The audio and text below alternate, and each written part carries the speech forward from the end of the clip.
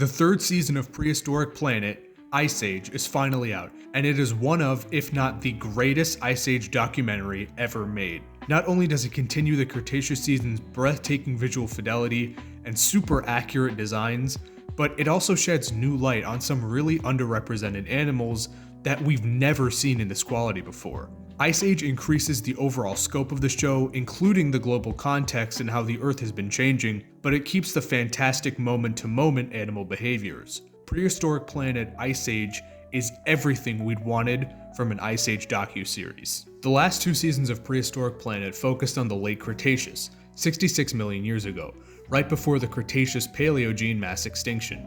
It was masterful in its craft, and never actually brought up the meteor that killed the non-avian dinosaurs, which means that it focused very heavily on the daily life of the giant reptiles, making sure to display them as normal animals. Ice Age shifts us all the way to around 1 million years ago, near the end of the Ice Age. Taking a different route from its predecessors, Season 3 focuses much more on the global events which were shifting the Earth's climate, like the Big Freeze and the Great Melt.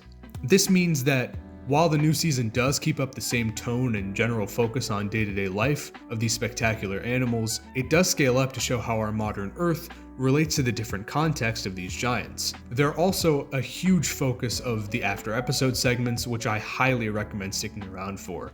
They're really quite informative. This was never a problem in the first two seasons, but it does successfully allow Ice Age to have its own feel and unique educational value. It also shifts the focus by commenting a lot more on how our subjects relate to its animals nowadays, and showing us how these incredible giants and bizarre relatives used to be commonplace on our planet. It would have been very easy for them to copy the exact formula of the Cretaceous seasons, but it's really awesome that they managed to keep the core foundations while keeping larger ideas in mind much more than previously. The season keeps up the incredible score by Hans Zimmer and Bleeding Fingers music, which makes it feel simultaneously grand and epic, but also small and down to earth. The season's other big change though was the narrator, this time being helmed by Tom Hiddleston. While I and many others had our doubts about moving away from our wonderful and beloved David Attenborough, it's clear from Hiddleston's previous work that he's no stranger to this genre, and is quite skilled in narrating documentaries. Any further worries were immediately put to bed as the God of Mischief does a convincing,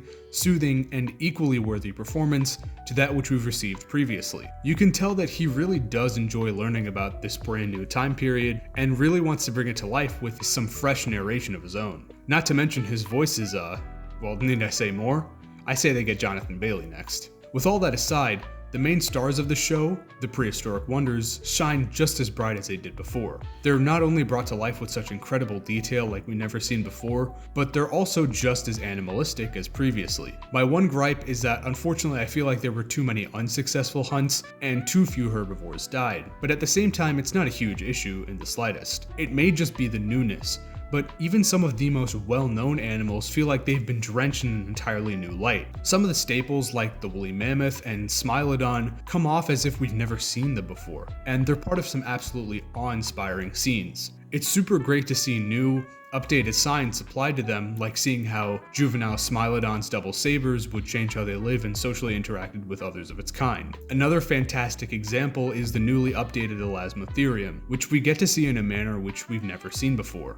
The mammoths are, as usual, seen in their family units, but this focus on the proboscideans' tight-knit nature always makes for such gripping scenes showing how they help each other even through these difficult circumstances. The same can be applied to the woolly rhinoceros, which is another incredibly famous animal, but has been given new life through the incredible visuals and unique behavior. Even though the season mentions how these animals relate to modern day and the larger scale, it still immerses us into this world, and makes all of the incredible things we see somehow feel normal. I also really appreciate that, despite the name, the season also makes sure to display a wide variety of biomes and climates to show that the Ice Age did not just make everything colder, but really drastically change the ecology of the entire planet in unique ways.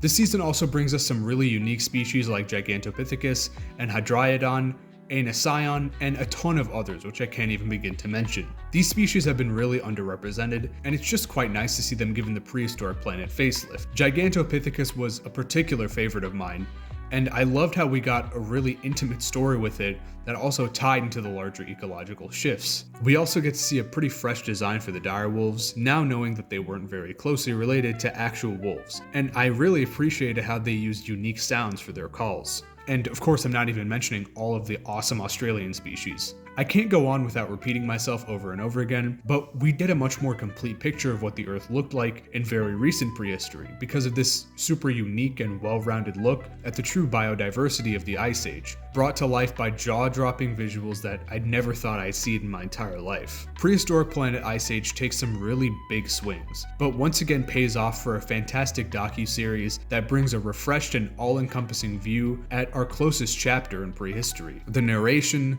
the visuals, the insane variety of species all come together to create an experience that's unmatched. Prehistoric Planet is the greatest we've ever seen the Ice Age.